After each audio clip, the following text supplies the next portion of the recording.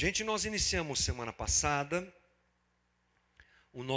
a nossa série aqui na casa. Aliás, falei aqui, vou falar de novo, só porque talvez você não esteja presente, não tenha estado presente, não esteve presente aqui na semana passada.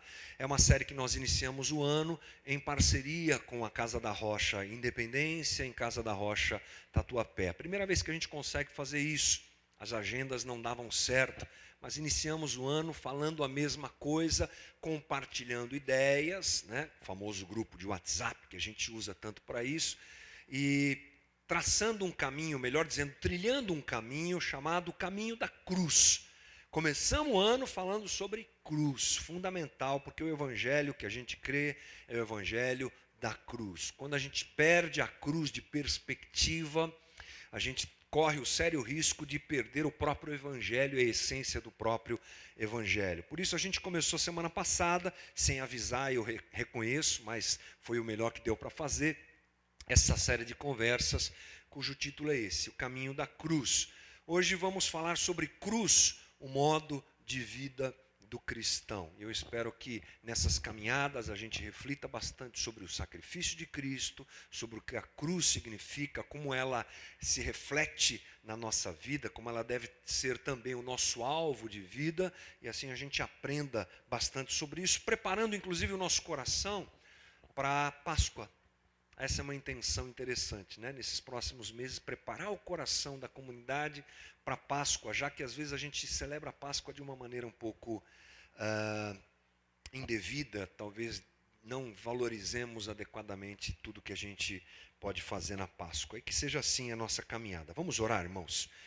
Querido Deus, colocamos diante do Senhor a nossa conversa, pedindo que o Senhor nos abençoe, nos dirija. Consagramos nossa vida ao Senhor e consagramos esse momento ao Senhor.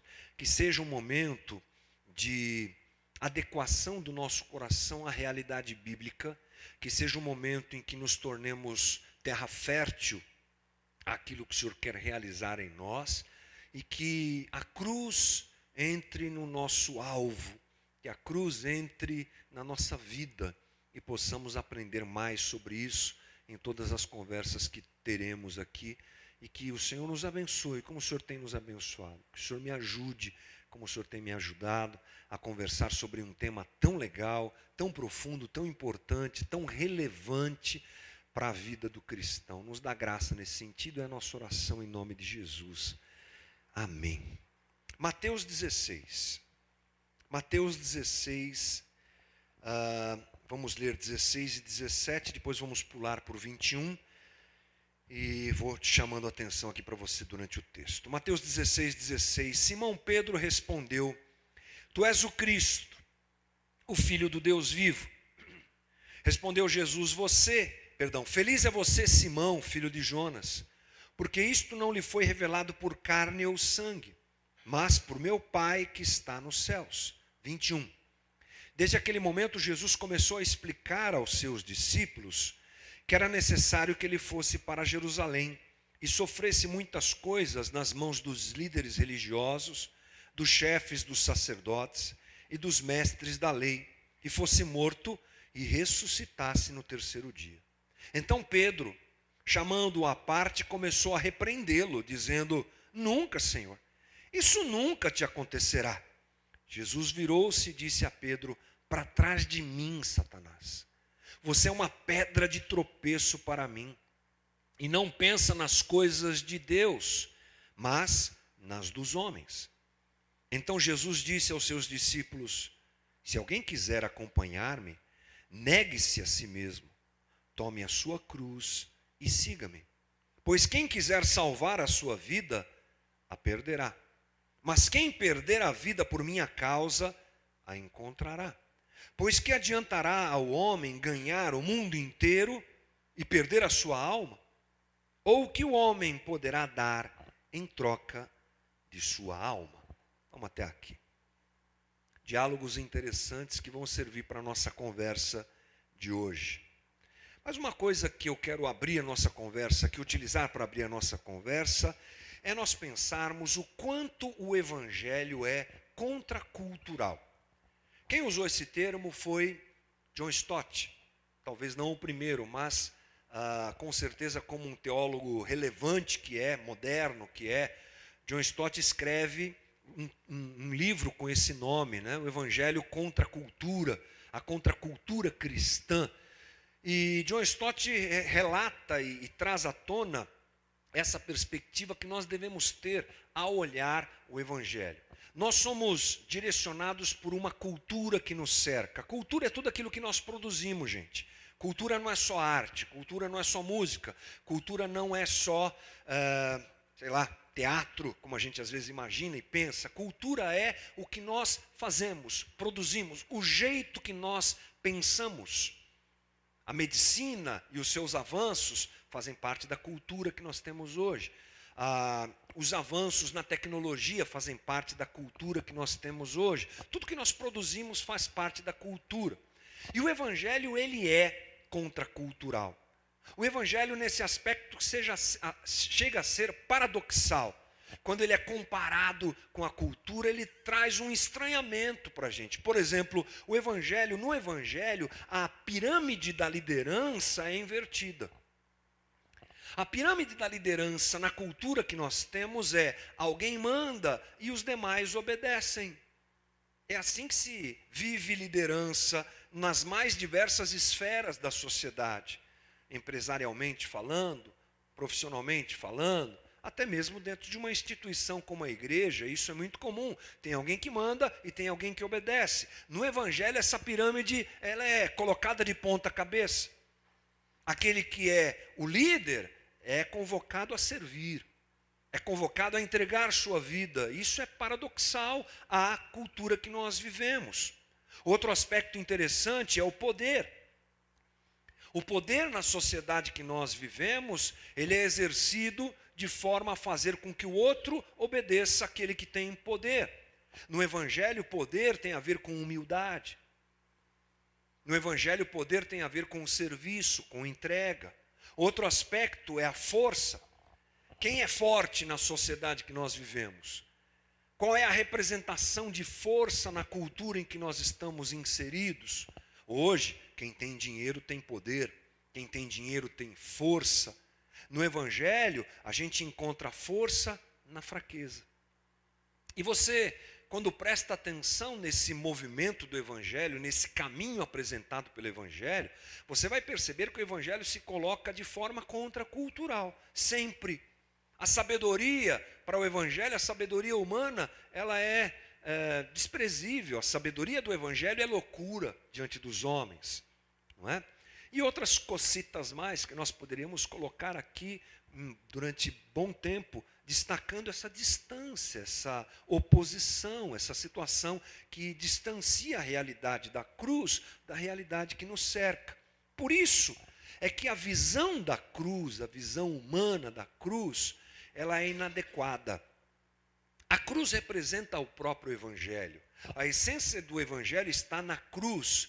E nós sabemos que a cruz, para o homem, para a sociedade, para a nossa cultura, é um sinal de derrota. Se nós observarmos principalmente isso no momento histórico em que Jesus está entre nós, mais ainda. Talvez com o passar dos anos, com o passar dos séculos, a cruz tenha perdido um pouco esse viés de derrota, mas naquela época era o símbolo máximo da derrota. O Império Romano matava as pessoas que o desobedeciam, crucificando essas pessoas. Você deve se lembrar bem, quem acompanha Jesus na crucificação? 2 homens infratores, 2 ladrões, 2 homens que não tinham valor para a sociedade. Na verdade, naquela época mais ainda do que hoje, a cruz era um sinal de vergonha. Jesus foi não só crucificado, ele foi rejeitado, humilhado, despido, cuspido, violentado na sua integridade física, com chibatadas, com murros, com bofetadas, com uma lança que vaza o seu lado, com uma coroa de espinhos que é colocada na sua cabeça. Cruz não tem nada a ver com glória. Cruz não tem nada a ver com poder. Cruz tem a ver absolutamente com derrota dentro do aspecto humano, pela visão do homem, pela visão da sociedade em que nós vivemos. Tanto que quando a gente está passando por um problema, a gente fala, essa é a minha cruz. Quando a gente está caminhando com alguém que a gente não gosta muito, vem cruz. A minha cruz aqui, gente. Não é? A gente não fala que a cruz é uma coisa boa, a gente usa isso como algo que não é bom. Mas essa perspectiva, ela é limitada pela nossa sociedade. A cruz de Cristo, ela é um lugar de vitória. Porque o Cristo não veio seguir os padrões humanos e nem os padrões da sociedade. A cruz é o lugar da vitória. Por isso que a gente precisa sempre perceber o quanto o Evangelho ele se contrapõe à cultura que nos cerca. A cruz fala coisas. Quando eu olho para a cruz, o que é que eu devo perceber na cruz? Algumas coisas para a gente olhar para a cruz e enxergar a nossa substituição. Cruz propõe isso. Cruz fala isso, a cruz fala sobre substituição. Era para que eu estivesse lá, era para que você estivesse lá, era para que a humanidade toda estivesse lá. Ele toma nosso lugar. A cruz tem um aspecto propositivo da justificação. Nós somos justificados pela cruz. Ou seja, alguém compra e paga o preço do nosso erro, nos justifica diante de Deus, nos torna justos diante de Deus. Quem faz isso? Cristo. Quando ele faz isso? Na cruz. Eu olho para a cruz, eu tenho que ver substituição. Eu olho para a cruz, eu tenho que ver justificação. Eu olho para a cruz, eu preciso perceber a proposição da redenção. Nós somos redimidos pela cruz de Cristo. Redimir alguém é apagar o erro daquela pessoa. Redimir alguém é corrigir o erro daquela pessoa. A cruz nos propõe libertação. Só para a gente começar a nossa conversa a respeito da distância que a sociedade tem da interpretação da cruz e do que a igreja precisa ter quando olha para a cruz. Pensamos a respeito da cruz de Cristo, sempre olhando para a morte do Senhor Jesus, para o sofrimento do Cristo e para a nossa redenção, para a nossa substituição, para a nossa salvação, para a nossa justificação e assim por diante. Por isso, a gente nunca pode deixar de se lembrar que a cruz não é algo temporal. Mas Jesus foi crucificado há 2000 anos atrás, é verdade. Mas o texto bíblico nos ensina que o Cordeiro foi morto desde a criação do mundo. Apocalipse 13:8. O Cordeiro foi morto desde a fundação do mundo. Lá no começo de tudo já tinha cruz, gente. Eu usei aqui uma frase de um teólogo, Calbart, que diz assim: antes que Deus dissesse haja luz, ele já disse haja cruz. A cruz não é uma situação temporal, uma situação que acontece só há 2000 anos atrás. Ela entra na história e se apresenta nesse momento histórico que a gente conhece, mas ela é eterna. Sempre houve cruz. Deus criou o homem já com a disposição de corrigir o erro que ele cometeria. Deus já criou todas as coisas e a cruz já estava determinada por ele na eternidade. Para a gente é difícil de entender, a gente falou um pouco mais sobre isso na semana passada, porque nós estamos limitados à nossa finitude, ao nosso tempo, à nossa história, mas Deus é eterno. E entender a eternidade de Deus é desafiador. Deus é eterno, está lá, está aqui, está lá no passado, está aqui no presente, está lá no... Ele está em todo lugar, tudo acontece ao mesmo tempo agora para Deus, porque Ele é eterno. E quando Ele olha para tudo, a cruz está lá.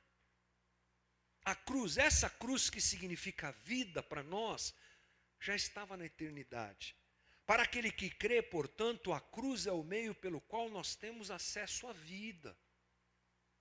A cruz é o caminho para que nós encontremos a real vida. Não só na morte do Cristo, mas no fato de nós andarmos em direção à cruz.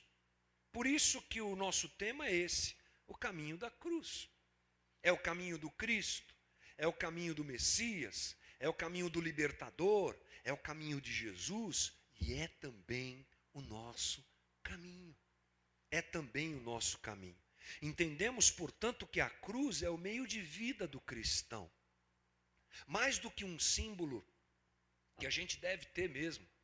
Nossa comunidade tem um símbolo que são 4 cruzes, né, interligadas. Eu acho muito legal.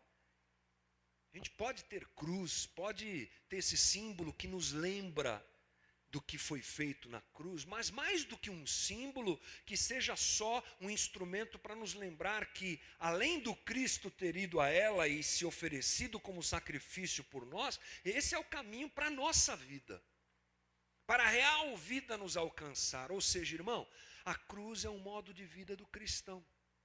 Encontramos Cristo, percebemos que a nossa vida não era vida, então negamos a nós mesmos e passamos a carregar nossa cruz e a segui-lo. Esse é o convite que Jesus faz no texto que nós lemos. Esse é o convite que deve ser aceito por todo e qualquer cristão. O grande problema, irmão, é que a cruz é escandalosa. A gente entra agora numa situação interessante. A cruz é indigesta. Acabei de falar sobre isso no tempo do Cristo. Não é? Não foi bonito o que Jesus viveu. Não foi atraente o que Jesus viveu. Você lê os evangelhos e você percebe claramente que as pessoas que estavam tão próximas de Jesus, convivendo com ele 24 horas por dia, seus discípulos, na hora da crucificação, fogem. Eles não ficam lá, oh aleluia, o Cristo está crucificado. Ah, cumpriu-se a palavra de Deus na vida do Messias, louvado seja Deus. Eles fogem, gente. Só ficam as mulheres ali perto. Pedro nega Jesus. Eles ficam apavorados, porque a cruz, ela é escandalosa, ela não é atraente. Ela não é convidativa, nós estamos falando de sacrifício, nós estamos falando de entrega, nós estamos falando de um movimento altamente oposto ao que a gente vive hoje. Hoje vivemos um momento do bem-estar, hoje vivemos um momento do, que gostoso, que experiência boa, que coisa bacana, que bonito.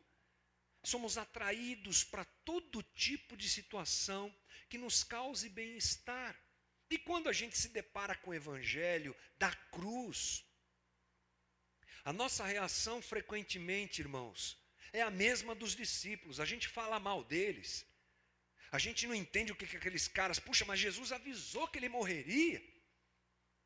Jesus falou que ia ser morto, Jesus avisou, e eles saíram correndo, como a gente sai também. Como a gente também não gosta de carregar a cruz, como a gente também não gosta desse negócio de sofrer pelo evangelho, de abandonar coisas, de abrir mão de coisas, a gente não gosta disso, gente. Pedro representa essa igreja escandalizada com o Cristo sofredor. Você lembra? Nós lemos 2 momentos. Pedro, primeiro, responde à pergunta de Jesus. Ô pessoal, o que é que estão dizendo sobre mim aí? Quem é o pessoal diz que eu sou? Aí uns começam a falar uma coisa, outros começam a falar outra. Estão falando que o senhor é Elias, estão falando que o senhor é João Batista. Aí Pedro, inspirado pelo Espírito, deve ter sido uma coisa meio, tu és o Cristo, Filho do Deus vivo. Ele fala isso. Ele declara isso. Coisa linda, Pedro. Foi o Espírito Santo que te inspirou, Pedro. Que incrível. Nem foi você com essa cabeçona que você tem. Isso é impossível de você saber, Pedro. Foi o Espírito Santo que te inspirou. Que coisa legal, Pedro. Devem ter ficado felizes. Aí o texto continua. Está no mesmo texto, gente. Daqui a pouco Jesus começa a falar. Então, vocês sabem que eu vou morrer, né? Vocês sabem que o pessoal aí da liderança de Israel, eles vão me pegar, eles vão me bater muito, eles vão me chicotear e eles vão me crucificar. O mesmo Pedro que acabou de falar, aquela revelação do Espírito tão linda. Não, Jesus, imagina, isso não vai acontecer com você. E a reação de Jesus é, Pedro, você não sabe nada, para trás de mim, Satanás. Olha que coisa interessante. Esse Pedro representa a igreja que não quer que Cristo lhe imponha sofrimento. Pedro não queria que Jesus fosse para a cruz. E ele representa a igreja que se comporta exatamente assim. Evangelho tem que ser tudo a ver com coisa boa, com coisa bonita, gostosa, com prazer existencial. Aliás, se você não sabe, saiba, irmão, nós estamos vivendo já uma transição de modelo de igreja mais divulgada no Brasil. Nas últimas décadas, a igreja que floresceu no Brasil, que explodiu no Brasil, e eu não coloco em julgamento o quanto essa igreja serviu o reino ou não, isso é um problema de Deus, não é meu, mas a igreja brasileira em maior evidência nas últimas décadas foi a igreja da prosperidade e da cura. Não é? Todos nós somos testemunhas disso. Tomaram a televisão, construíram impérios e tal. Essa igreja vai continuar, mas ela está sendo gradativamente suprimida, substituída, melhor dizendo, pela igreja que prega a prosperidade existencial. A prosperidade de entender o que eu estou fazendo aqui, o conforto sentimental. A igreja que me diz, você é amado, você é incrível, você é maior que Deus, você é melhor que Deus, inclusive. Os grandes ícones desse modelo de igreja hoje estão na internet, eles não estão na TV e na rádio.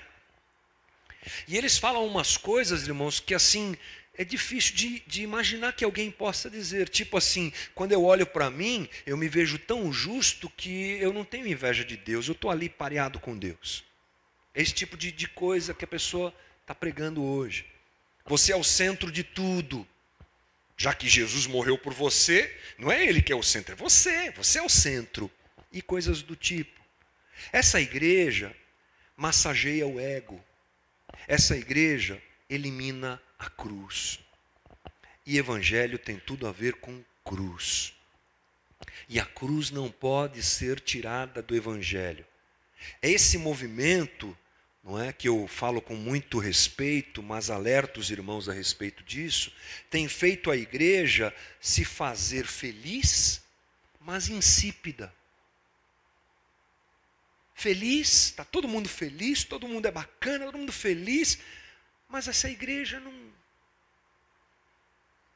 Esse movimento enfraquece a realidade do evangelho. Em Cristo nós somos felizes, sim, porque nós encontramos vida e vida verdadeira. Quando eu encontro vida verdadeira? Quando eu morro. Esse é o problema. Não é quando eu vivo, é quando eu morro. A vida plena apresentada pelo Evangelho não vem por esse modelo de vida que a gente tem. Esse modelo de vida que a gente tem está condenado. Ele não completa, ele não resolve, ele não... traz a vida que a gente procura, ele aproxima a gente da morte. Esse modelo de vida que a gente tem e que a gente deseja viver, ele é distante do evangelho. A verdadeira vida está em morrer. Por isso que Jesus fala, isso é a coisa mais óbvia, né? Mas a gente faz o que faz para distorcer o evangelho. Por isso que a gente leu lá em Mateus 16. Você quer vir após mim? Você quer me seguir? Então tem uma cruz, irmão. Pega a tua cruz e me segue. E mais, você quer ser feliz? Você quer ser completo? Você quer ser pleno? Você quer se sentir bem? Então morre. Morre. Isso é a cruz. Morre. Vai morrendo para o teu orgulho. Morra para a tua vaidade.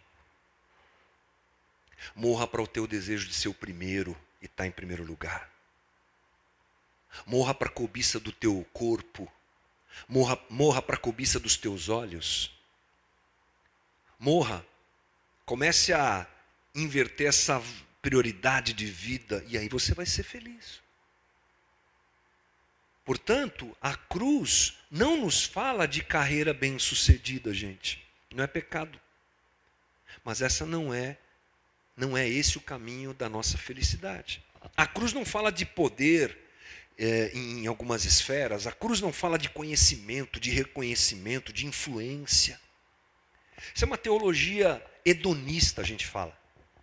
Hedonismo é um movimento do prazer que eu busco a qualquer preço. Essa é uma teologia equivocada, porque ela é hedonista. Ela quer passar a mão em você e fazer você se sentir bem. Essa é uma teologia antropocêntrica. O homem está no lugar de Cristo, de Deus. Pedro fala assim: não importa agradar a homens, importa agradar a Deus. É uma palavra forte que a gente sabe, decora isso, declara isso, mas viver isso é um grande desafio, porque a gente quer se agradar. A gente está sempre querendo se agradar. Esse evangelho perigoso nesse sentido, ele traz um distanciamento muito sério da cruz e faz com que o evangelho não seja aquilo que ele deve ser. É um descolamento da Bíblia, é um descolamento do evangelho, um descolamento do Cristo, um descolamento da cruz. Não foca o evangelho. A nossa cruz é uma realidade a ser vivida por nós. Aquele que quer vir após mim, como já disse, tome a sua cruz e me siga. E por que a gente tem uma cruz? Vou ser redundante falar de novo. Porque na cruz está a vida. Na cruz está a vida. As implicações práticas da maneira de se viver, essa vida que está na cruz, deve ser perseguida por nós. Como eu vivo? Como eu vivo? É a ética cristã sendo colocada em prática na minha caminhada. Romanos 12:1. Portanto, irmãos, rogo-lhes pelas misericórdias de Deus que se ofereçam em sacrifício vivo, santo e agradável a Deus. Este é o culto racional de vocês. Racionalmente eu escolho ir para a cruz. Racionalmente eu escolho me entregar diariamente como sacrifício vivo, santo e agradável a Deus. Diariamente eu escolho ser discípulo e abraçar o caminho do Cristo. E no caminho do Cristo não tem jeito, tem cruz. Eu morro, eu me esvazio, eu vou me apequenando e ele vai crescendo. E ele vai ficando cada vez em maior evidência. Sabe por que muitos casamentos acabam dentro da igreja? E eu não me canso de fazer aconselhamento de casal e cuidar de famílias em processo de destruição. Na maior parte das vezes, não absolutamente, mas na maior parte das vezes, é porque ou os dois, ou um dos dois, não entendeu que tem um caminho da cruz para viver. Que tem uma cruz para se abraçar.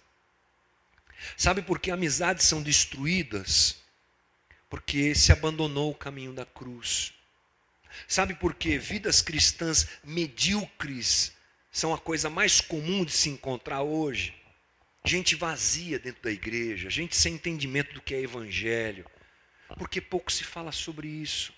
Muito se fala sobre sucesso, muito se fala sobre a bênção de Deus, muito se fala sobre o quentinho, o calorzinho, a importância que todo mundo tem diante de Deus, e pouco se fala sobre a cruz. As heresias pregadas no púlpito são resultado de se abandonar a cruz.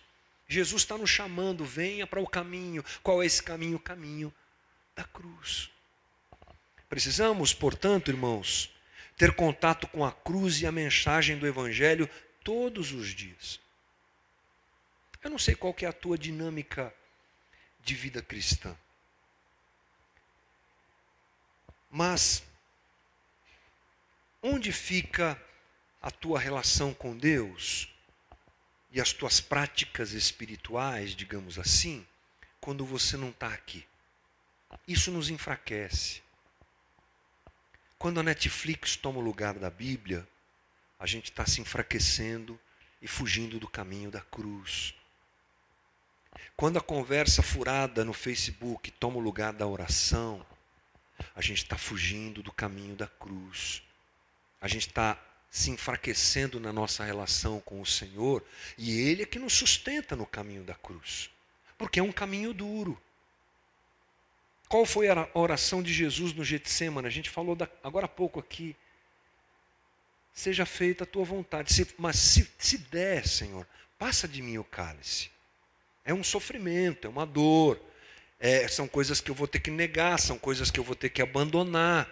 São coisas que me dão prazer imediato, das quais eu me alimento, às vezes a vida toda, mas eu reconheço que não vou mais.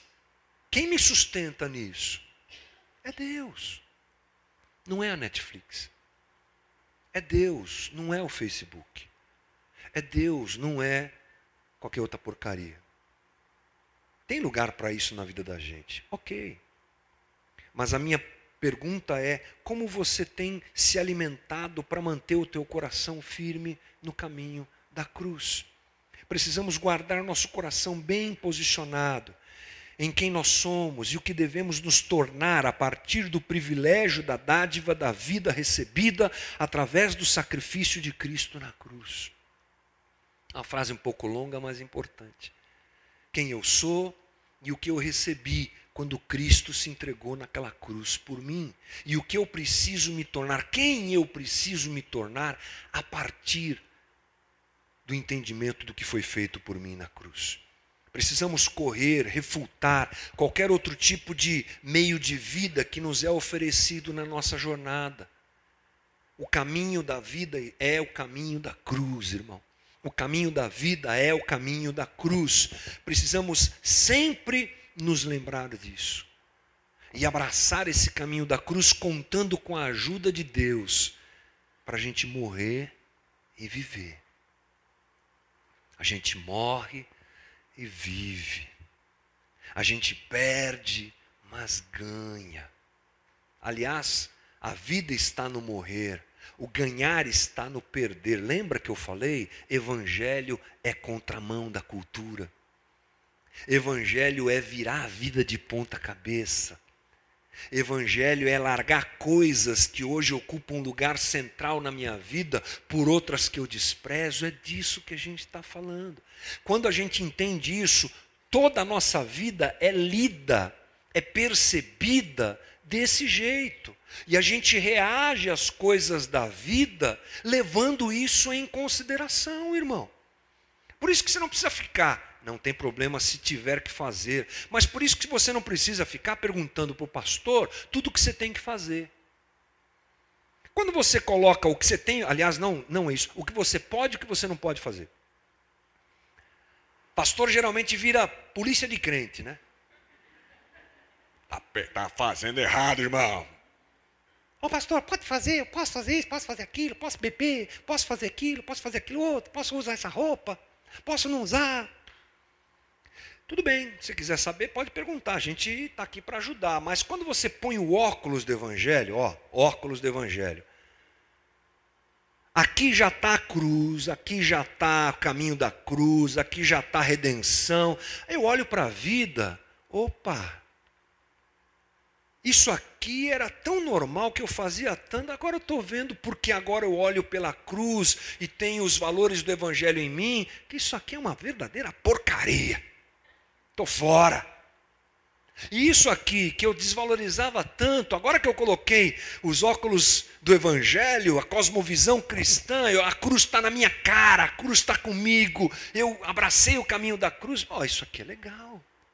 Tem a ver comigo, tem a ver com o Evangelho. Acaba o pode, não pode. Agora tem uma vida que eu vivo diante do Senhor, porque eu enxergo o Evangelho, através do Evangelho a própria vida. A cruz, irmão, encerrando, é a única maneira de resgate da nossa identidade. É a única maneira de termos verdadeiro acesso à vida, de sermos libertos do pecado que nos aprisiona, de encontrarmos descanso e paz para o nosso coração inquieto. Coração inquieto, sempre procurando alguma coisa para resolver o vazio que está dentro dele. Está na cruz isso. E o meu pedido para Deus nessa manhã, e faço isso diante da comunidade, é: sejamos nós uma comunidade de crucificados. Sejamos nós uma comunidade de gente que fala, beleza, onde é o caminho da cruz é aqui, estou nessa. Estou disposto a morrer para viver. Estou disposto a perder para ganhar. E que assim todos nós sejamos impulsionados, direcionados, empurrados pelo Espírito de Deus para o caminho da cruz. Essa é a minha oração, pela tua vida e pela minha vida, é claro. Eu quero ser um crucificado que anda com Jesus. Para a gente gritar junto com Paulo, Gálatas 2:20. Já não vivo eu, mas Cristo vive em mim. Amém? Você pode repetir isso?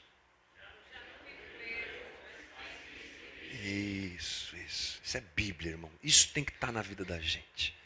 Já não vivo eu, mas Cristo vive em mim. Morri para a minha vontade, morri para o que eu tanto gosto, tanto quero, para encontrar o que é melhor, o que eu mais vou gostar mais, o que eu vou querer mais, que é a bênção de Deus e o Evangelho e a vida plena em Cristo Jesus. Vamos orar? Fecha os teus olhos um pouquinho.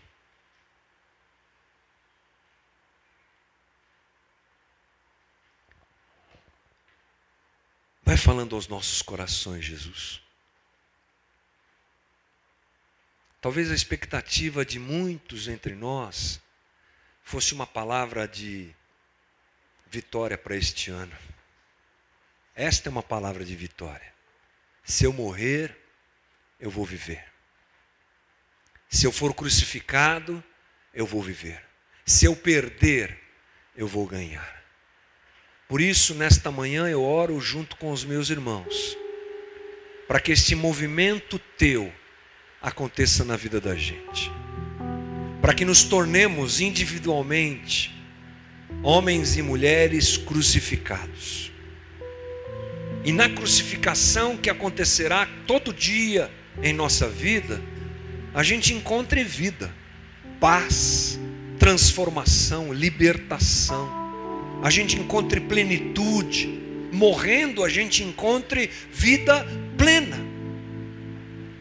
Perdendo o que as pessoas acham tão importante, o que nós mesmos achamos tão importante, nós vivamos. Enche a gente de coragem para fazer isso. Que a gente não replique a atitude de tantos, de nós mesmos, que não querem abraçar a cruz. Em dias de uma sociedade tão vazia, tão centrada em si mesmo, sejamos aqueles que abraçam a cruz. Eu oro por irmãos que estão aqui lutando com isso, lutando contra seus pecados, gente que te ama, Senhor, mas que está relutando para abraçar a cruz. Espírito Santo de Deus, eu te peço, encoraja meus irmãos, que a tua palavra nos encoraje. É isso que o Senhor espera da gente, gente que segue a ti, abraçando a cruz, gente que está disposta a dizer não para aquilo que todo mundo diz sim, gente que anda na contramão dessa sociedade tão centrada no prazer e no sentir. Qual é a minha cruz, Senhor? Qual é a cruz de cada irmão que está aqui? Que isso não fuja de nós e a gente abrace esse caminhar, sabendo que isso é Evangelho.